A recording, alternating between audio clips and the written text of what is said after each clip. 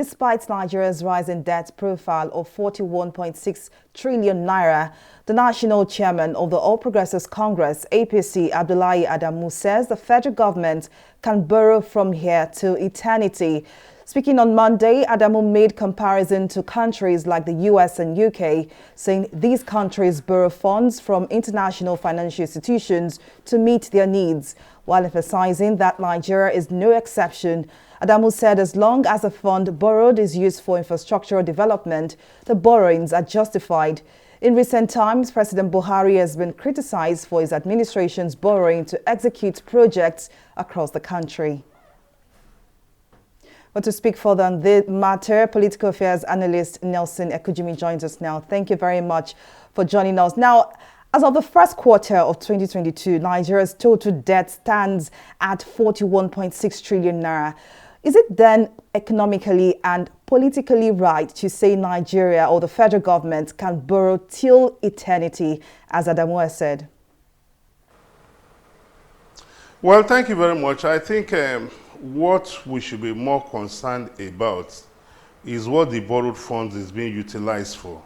Is the borrowed funds being taken to, to hold an Owambe party to engage in frivolities rather than developmental projects? All over the world, individuals, institutions, and government borrow. What we should put our eyes on the ball about is that, are these funds being borrowed for developmental projects? Are they being, diligently utilized? If it is being utilized for what can profit us later in future, all well and good. But if some Nigerians who have decided to play politics with our borrowing want to have a discussion, the question we should ask, if we are not borrowing, where do we get the funds? In view of what COVID-19 as well as the Russia and Ukraine war has done to the global economy. So that's a discussion we need to have if really we are interested in addressing this issue, objectively. Now, please emphasize on what Adamu has said with regards to the fact that the federal government can borrow from now to eternity. Is it now sensitive? Is it now talking about the sensibilities now of the Nigerian people who feel that the present administration from 2015 till now has put the country in a lot of debt, and economically, look at our inflation figures. It's really not nice, and so many other hardship in the country now. So taking a look at it from the sensibilities of the average Nigerian, is it fair to say that the federal government or President Muhammadu Buhari can take as many loans as possible from now to eternity, as Adamu has said? Well, the truth of the matter is that it is not President Muhammadu Buhari that is borrowing. It is the Federal Republic of Nigeria. So we must get it very clear. So talking about sensitivity, I have not seen anything wrong in what Alhaji Abdullahi Adamu has said. I think the man is only responding to the barrage of, negative comments around this borrowing. There was a time we were selling crude oil for over $100 for almost 4 years.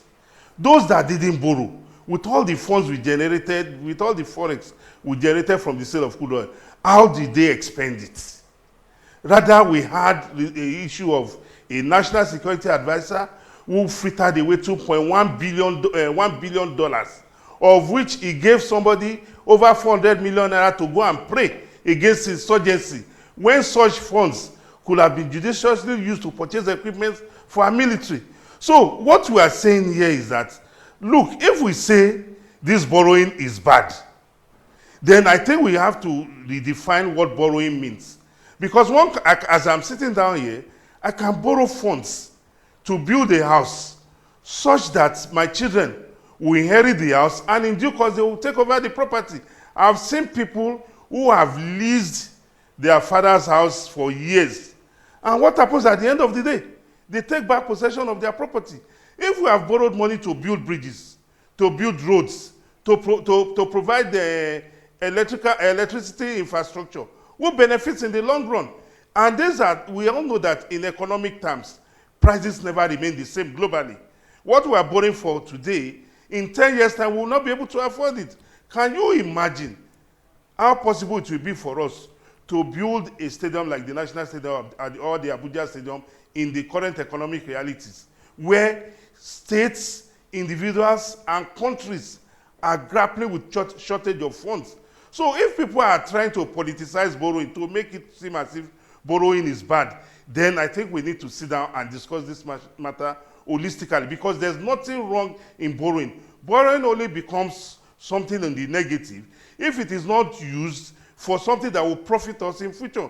If we are borrowing to hold a party, if we are borrowing to buy shirt for me, then there's a problem. If you are borrowing, for me to eat, then there's a problem. But if you are borrowing to have assets, and these are not assets that depreciate, these are assets that will remain there.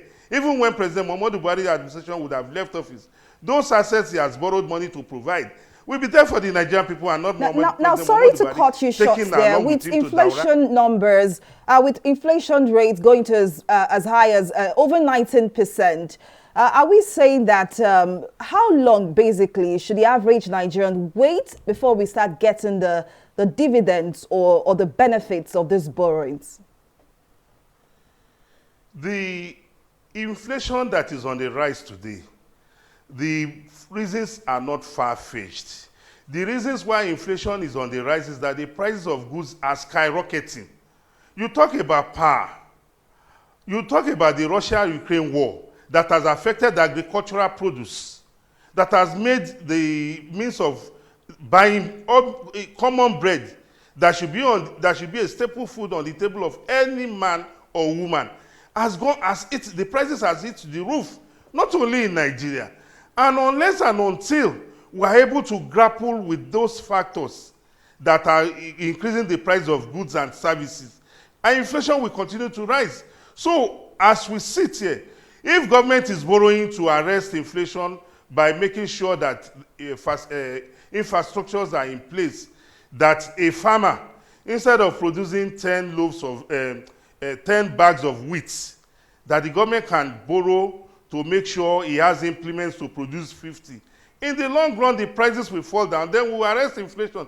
Inflation is not something you just arrest the way you are arresting criminals. There are so many factors that have to be brought in place. Some factors are within the control of government. Some factors are beyond the government. Sadly, it's this much you can take on the matter. Sadly, it's this much you can take on the matter. But Political Affairs Analyst Nelson Ekujumi, thank you very much for your contribution and your time.